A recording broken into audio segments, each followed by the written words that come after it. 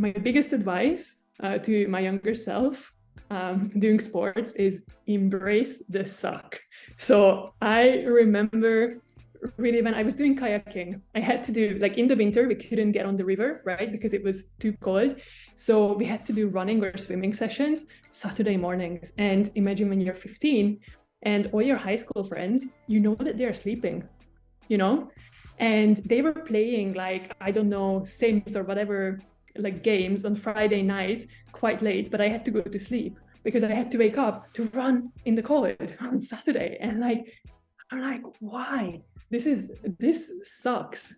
And you know, like, now what I would tell to myself in that moment is that, like, this is what actually builds you and builds your character. And you should be grateful for the suck, because these moments are the ones that will take you further in life and that you will learn from. And it's just invaluable.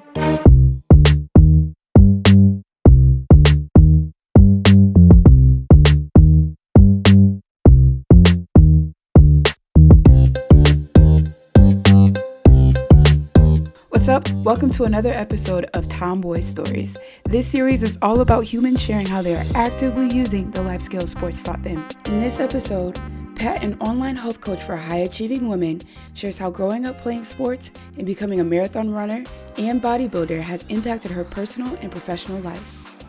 Stay tuned to hear Pat's story, and don't forget to hit that subscribe and follow button. So what was your very first sports experience?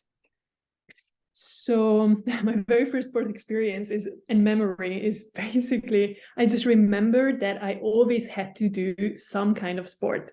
So my dad never let me not do any sports, you know, like after school and anything. He always told me it doesn't matter like what type of sports I'm doing, but I always have to do something after school, and I always have to stick to it for at least 1 year, you know, so I couldn't drop out. Like, that was like the shortest I could, but I could like do any sport. So that also made me, you know, like experience like different types of sports. So, you know, I did like swimming, played tennis, did karate, I played football, I played basketball, I did kayaking. So yeah, it was always just some kind of sports. So that's my first memory. So was there one in particular that you kind of stuck out? I mean, obviously your dad was like, you got to do something. So was there one that or a few that you kind of carried on for longer than, you know, a year? Yeah, so I think I played tennis for a bit longer, and I think also swimming. But then, like, when I actually like started like, you know, when I moved out of my parents' house, that's when I started running and starting going to the gym. And this is what these are the two things that I'm currently doing as well. So I currently run half marathons. I did one last weekend, I'm doing one this weekend. I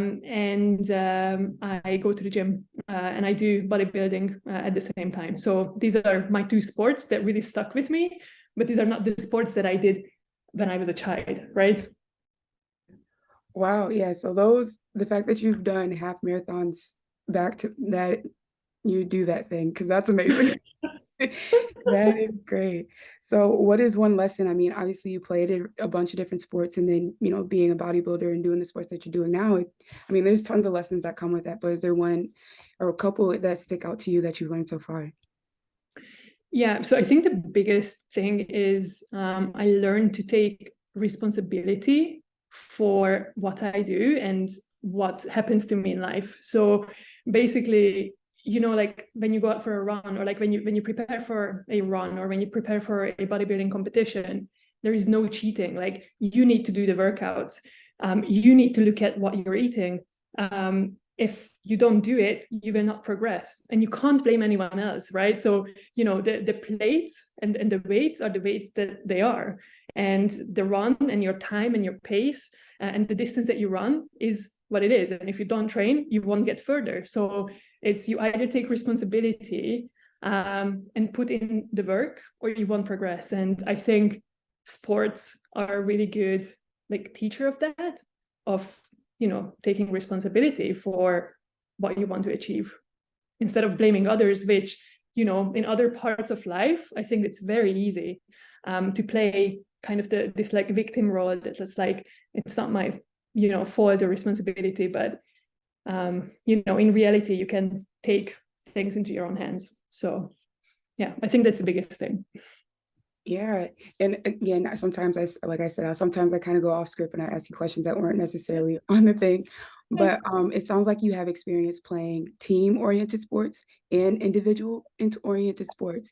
And so is there a difference that you learned as far as just being able to succeed in those between the two?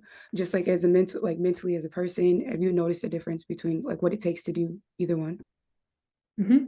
Yes. So I think like me as a person, I'm definitely more like for individual sports, like, because I know that if I put in the work, then I will get there. And I'm like a super high achiever, like I have my own business and I'm just like, I'm going. I know that if I work, then I will get the result.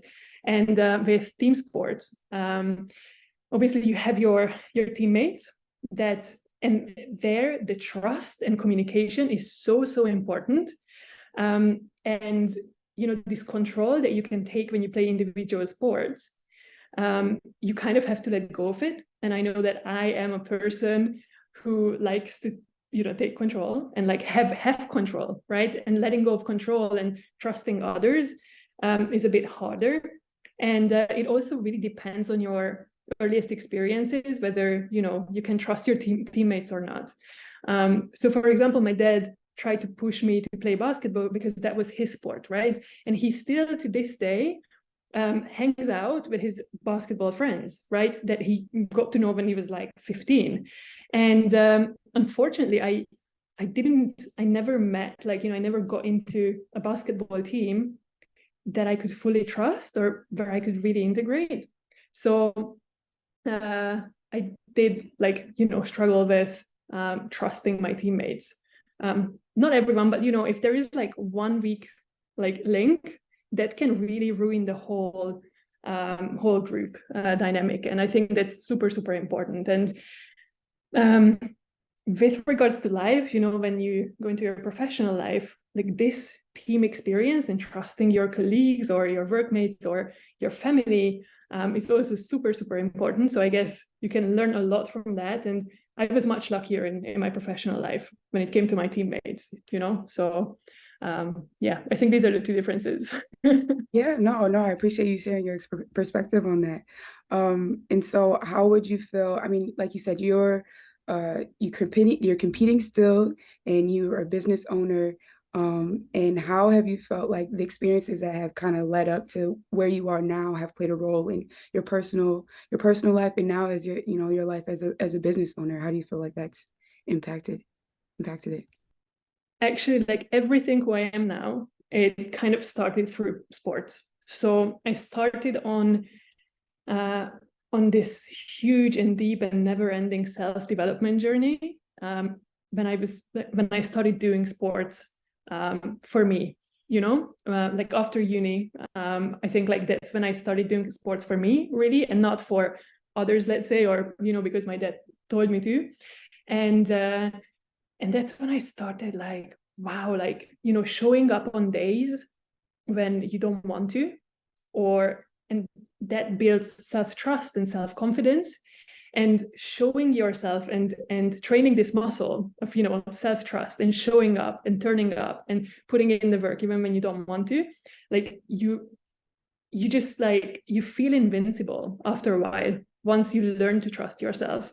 And I think that also translates into your career, and also into your personal relationships, because there will be things that you will have to do even though you don't want to. And I just remember, those like really miserable like Saturday or Sunday early morning runs when I know that all my friends are asleep and I'm like running outside in the cold in winter.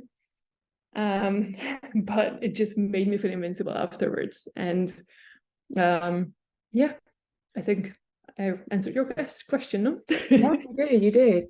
And so I guess then my next question, again, kind of going off script, but just based off of what you've been saying, how do you feel like, how would you describe how you've been able to, I mean, you spoke on your confidence, but how could you explain how your confidence has grown from your experiences?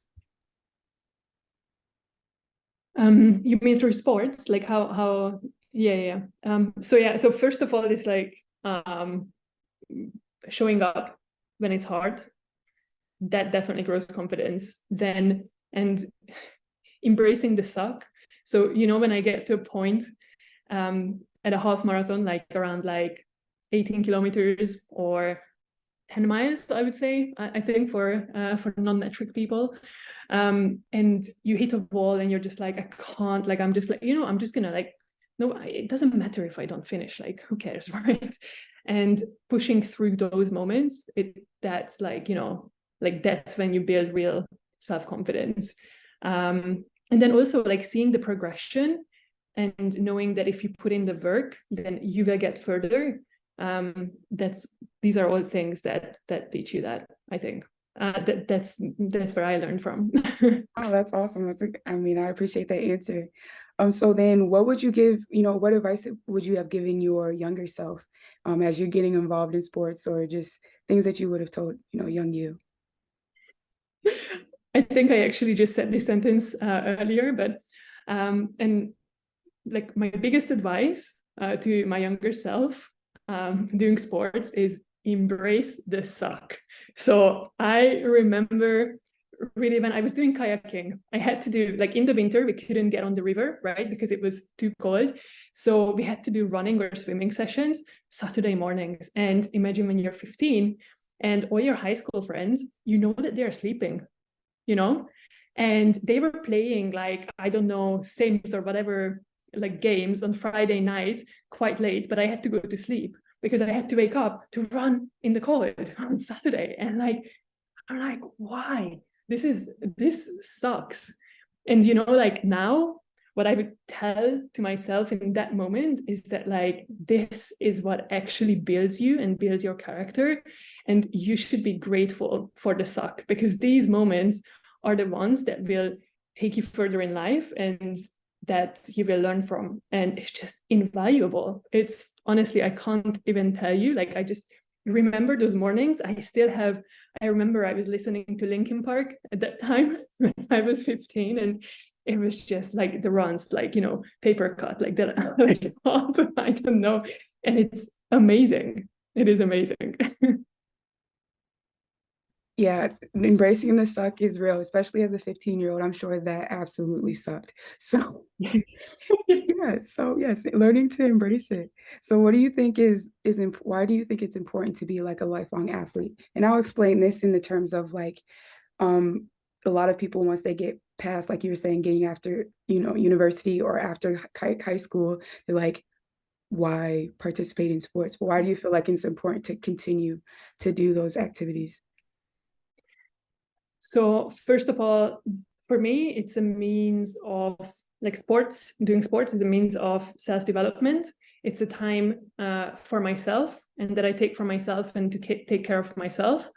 But in terms of also like character building, I think sports really help you stay humble, because like you go through humbling moments every week, in the gym, like out on a run, of whatever your sport is, you will like struggle, and you will be like, oh wow, I thought that I could do this like easier, but you can't. And then you're humbled. And that also translates, I think, into, your life, just to be a bit more like, okay, like, you don't know what life is going to throw at you, and just stay on the ground, and be confident, go out, go after whatever you want to do, but just know in the back of your mind that something like, hard can come at you, like, and at any point. And I think sports reminds me of this every week. Yes, no, that's so true. I think I've said, like I was telling somebody before, like sports is like a mini life cycle.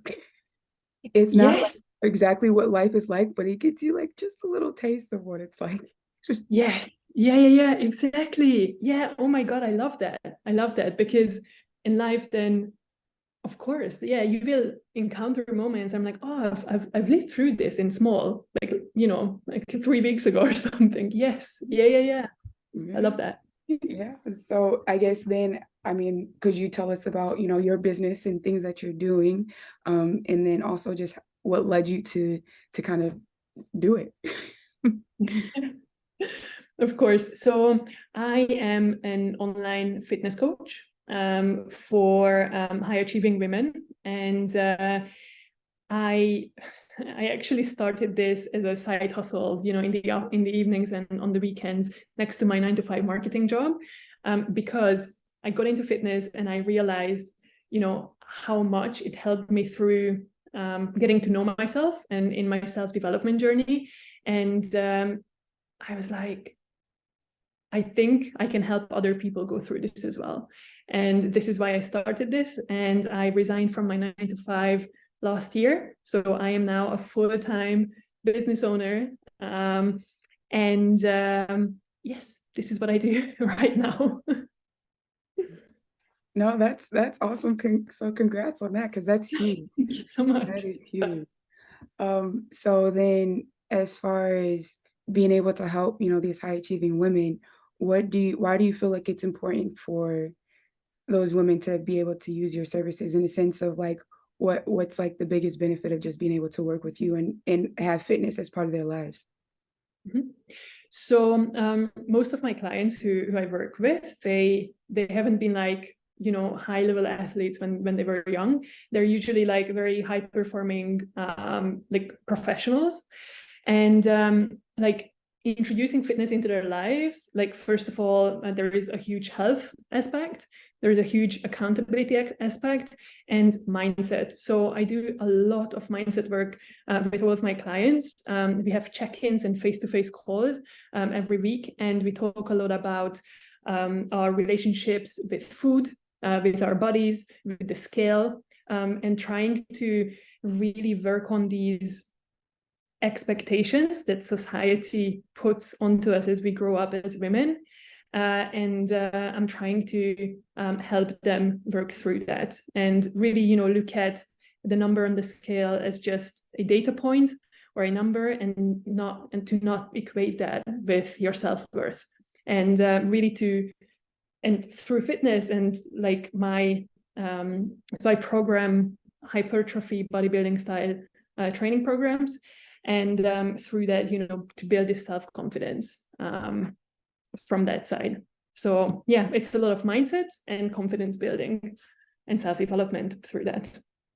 Oh yeah, that's awesome. And it sounds like the perfect combination, because I think we sometimes, when people think of sports, they think it's purely physical. And I think I even argue that sports is more mental than physical, sometimes, or mostly, like, like your body, your mind gives up before your body gives up. So if you're strong in your mind, you can push your body through like so much more than what you think. Or, when your body like starts like screaming at you, oh, this hurts, this hurts, this hurts, that's when in your mind you have to be like, yes. And that's when we start working. So this is what I tell all of my clients when, you're like doing the reps in the gym, and we only actually start working when it starts hurting, because the reps before, they're just a warm-up, and when it starts hurting, that's when we're actually breaking down that muscle fiber that will then build back up and we get stronger from it. So yeah. oh wow. Mind. Yeah, no, I love that, that you actually start working when you feel it and it starts to hurt. Because that's usually when people are like, okay, that's it. We're done, my body. No, that's when we start. That's when we start, because there is a huge difference between just going to the gym and actually working out, or working out and actually training, with intention. So I think intention and intensity, they're super, super important. And then, connecting with your mind. So being really present when you're training. You don't have to train like 3 hours a day. No, but those like 50 minutes or 1 hour, be there, yeah, I think this is super important. Yeah, no, I love that. I love that. I think it's really like such a mindset thing. Like for me, like sports is just a huge, huge, huge vehicle to self-development and working on our mindset. and getting better as humans. And one more thing that is super important, I think, now that I've been through, bodybuilding competitions, I am not competing at the moment because I put a lot of emphasis with my clients on sustainable fitness. So we're really trying to find routines that work with their life, with their schedules, with their responsibilities. And I'm not trying to, there is no cookie cutter approaches. So there is no one program or approach that works for everyone. It's always unique, and it always has to fit with your life. So fitness shouldn't be a chore. It should be a lifestyle. It is a way to live and not something that you add on. It's of course, it can be a hobby, to go to the gym, but at the end, it shouldn't, if you can't keep it up on the long term, then what's the point? Then there is no point then. So I think, getting ready for a bodybuilding competition as well, that can be a goal, but that's an extreme. And I think people need to know that that's an extreme sport as well, or anything if you do on a competitive level, you will have to make sacrifices. But what I coach is actually how to integrate fitness into your life in a way that you can actually live like that forever, basically. Yeah, no, I love that. And I love that you said, that fitness should be a lifestyle, and that, competing at that high level is an extreme. And I think people always see that and don't remember, you could 10 minutes in the gym is okay. You don't have to, try and train for Ironman or anything all the time. Yeah, exactly. So it's really finding what works for you. It's so important. And also in movements, if you go into details, but also in terms of how you eat, because I think that's a huge part of it as well, fitness. So I also do nutrition, guidance with macros and calories and flexible dieting, basically. And that's a huge part as well, because, eating eating from a meal plan is not actually sustainable. I think you should be able to incorporate whatever you like into your diet. There is nothing that you need to cut out completely. And these are also things that I think a lot of people and, the fitness industry is pushing it so much, don't eat any carbs, or, cut out all, I don't know, sugars, or this food is the enemy. And it's just not true. It's always about moderation and finding what works for you, for your body, and for your health. Yeah. Yes, I needed that. Thank you. Yes. I can eat cake, and, I can eat cake too. Yeah, no, 100%. And if, I actually work some of my clients is just oh yeah, so this is one big thing, is a repeating pattern with a lot of women, that they say when they eat a brownie, they're like, oh, I was naughty, I ate a brownie. And I'm like, no, take that back. We do not, there is no bad foods, there are no good foods, there are just foods, and how useful they are for your goals and for your health. And there is a place for everything. And there is, an amount and proportion to all of this, but there is nothing off limits. And I never want anyone to tell me that I was bad for eating some type of food, or I also don't want anyone to be like, okay, I ate a brownie, so I have to go out for a run. No, I don't want this, this causation that if you eat, then you have to work out. No, not at all. So these are huge mental shifts that I work on with my clients. No, and that's awesome. And I'm sure you're transforming lives literally by doing that. Okay. Yeah, no, I think these are really the biggest things. For me, I don't know, if you I didn't know if you were interested in the nutrition part as well, because you're talking about sports and stuff, and I think that's a huge part, but nutrition is also I mean, obviously a lot of women want fat loss, but But I think it's much more than that. So one thing that also comes up a lot is that people start out on their fitness journey for, because they want to lose weight, for example, or like for a physique goal, with a physique in mind. But usually after 4 or 6 weeks, there is this point where they start feeling the confidence that they're getting from going to the gym and for adhering to, to the nutrition and eating cleaner. And they haven't even reached that point that they set out to achieve, in the beginning, but they're already like, Pat, oh my God, like, I think I get it, I think I get it. Like, I feel so much better. And some of them, they're like, I don't even need to lose those, like, last like 2 or 3 kilograms, because that's not the point. And I'm like, yes, that's not the point. Like, a good physique in the end is a side effect of a healthy lifestyle and not the other way around. But I know that because of like how society trains us basically, and encodes this, like, we have to get smaller and we have to get thinner. That's why like everyone starts out with that. But if you have, good coaching, if you have a good environment, and you're also working on the mindset part, then this quickly turns around into chasing self-development and getting better day after day, from I want to look like this. And this, like, when someone tells me this, that they have achieved this point and they had this like epiphany, like one day I'm like, oh, I was out on a walk and Pat, I get it. And I'm like, and that's when my heart like just like gets like, this is why I'm doing this. This is my purpose and I'm doing the right thing, this is why I do this.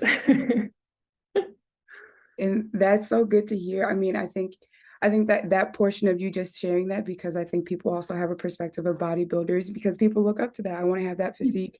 The physique is the thing to get to, but to hear it out of your mouth, like the physique is just an effect of just being like, that's gold. That's honestly gold.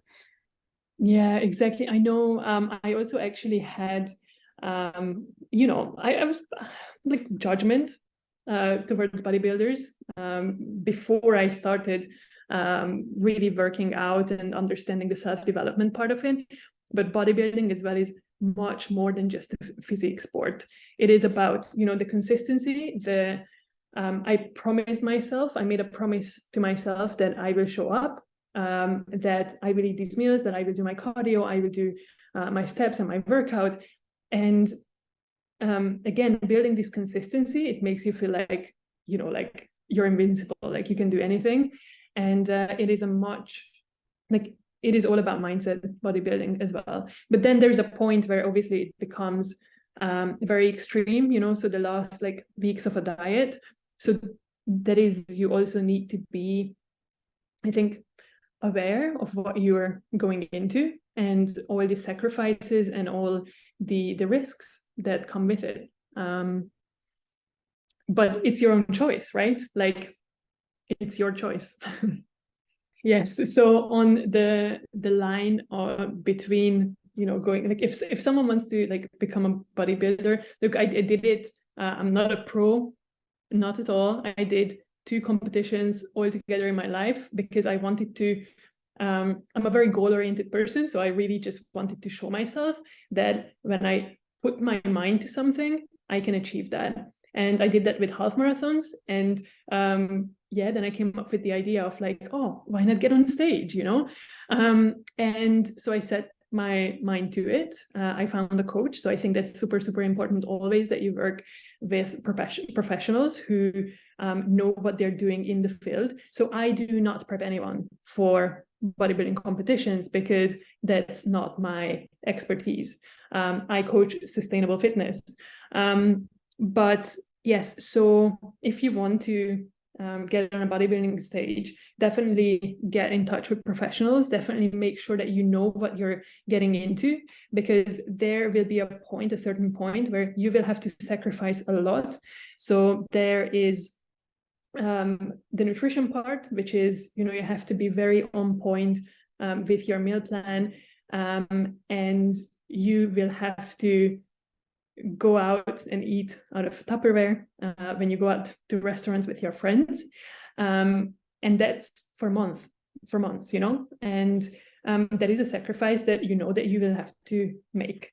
Then also, like, your schedule, like, you need to organize your life around your prep, and that is something that I think you have to really discuss with your partner and the people around you, because it will affect their life as well. And if you have supportive people in your life, like, that's like, you thrive like crazy. But if someone doesn't understand it, it can really make it hard for you to actually push through, because the further you get in your prep, the less energy you have. And like, putting up with fights from people who are not supporting you on this journey, it's crazy. You really want to make sure that you set your environment up for success. So it is a lot of work, it is a lot of sacrifice. You just need to be very, you just do your research, ask your questions, and make sure that you know what you're going into and what you're starting out to do. And I think that's the same with everything else, right? Like, with any other competitive sport, like, you will have to show up, especially if you do that in a team. You also cannot let your teammates down, because when you do prep, like, that's only, let's say, about you, and it's huge for self-development, right? But if you do it in a team, then you have to show up for other people. And I think it really just teaches you responsibility. Hey, my name is Pat, and this was my TämBwoy story.